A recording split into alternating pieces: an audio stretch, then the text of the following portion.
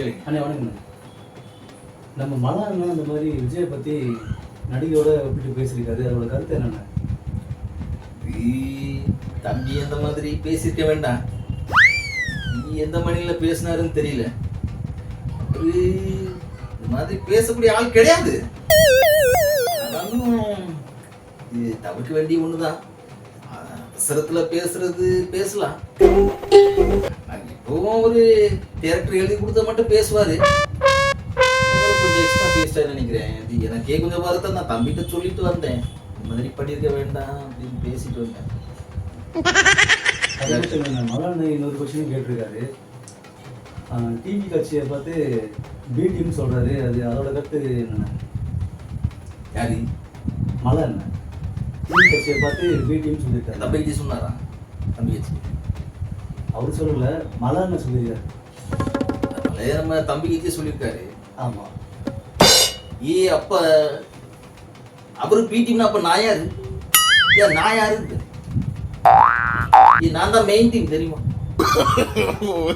தம்பி அண்ணாமலே அவரு ஒழுங்கா இருந்துக்கணும், தேவையில்லாம பேசக்கூடாது.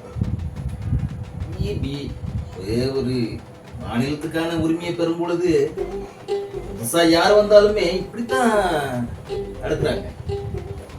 அதனால தம்பி அண்ணாமலை கொஞ்சம் வாயெடுக்க தேவை. இல்லைன்னா தம்பி வெறி ஆயிடும். பார்த்துக்க, பி டீம் ஏ டீம், நான் தான் சிங்கிள் டீம். நான் தான் சிஎஸ்கே டீம். வேற அண்ணே, அடுத்த கொஸ்டின் என்னன்னா, கட்சியில் புதுசா ஒரு பிசிறு வந்திருக்காங்க போல. சரி, நீ வேற அதை ஞாபகப்படுத்துற மாதிரி கேள்வி கேட்கிறேன். சரி, வந்தாங்க, என்ன போராடுறதுக்கு நிறைய ஆட்கள் இருக்காங்க. ஆனா நம்ம ஒரு கட்டத்துக்கு மேல அவங்கள தூக்கி வச்சு பேசும்பொழுது அவங்க நம்மளை தாண்டி ஸ்கோர் பண்றாங்க. பிடிக்காது. அந்த வகையில இந்த புள்ள சித்தப்பான்னு சொல்லி சுத்திக்கு இருக்கு.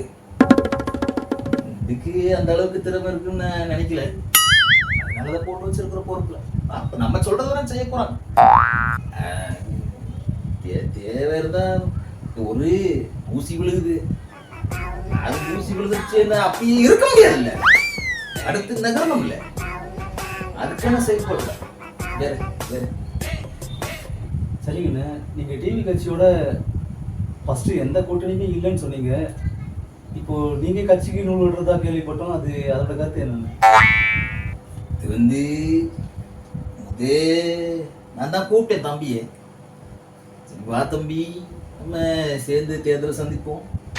நீ முதலமைச்சராக இருந்துக்கிறேன், நீ துணை முதலமைச்சராக இருந்துக்கீங்கன்னு சொன்னேன். இதுக்கு தம்பிக்கு ரொம்ப கோவம் வந்துருச்சு.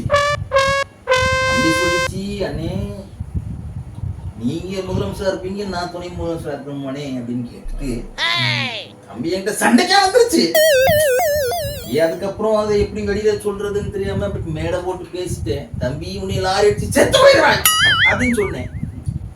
அதெல்லாம் மனசுல வச்சுக்கிட்டு இருந்தா அப்புறம் எப்படி எது அடுத்த கட்டத்துக்கு நகரணும் இல்லையா? அதனால இப்ப பேசிக்கிறேன், தம்பியை விட்டு எப்படி பேசிக்கிறேன். தம்பி நீயே முதலமைச்சரா இருந்துக்க, அண்ணன் உனக்கு சப்போர்ட் பண்றேன்னு சொல்லியிருக்கேன். அது பார்க்க தம்பி தான் முடிவு எடுக்கணும். நல்ல முடிவா எடுப்பாரு நம்புறேன்.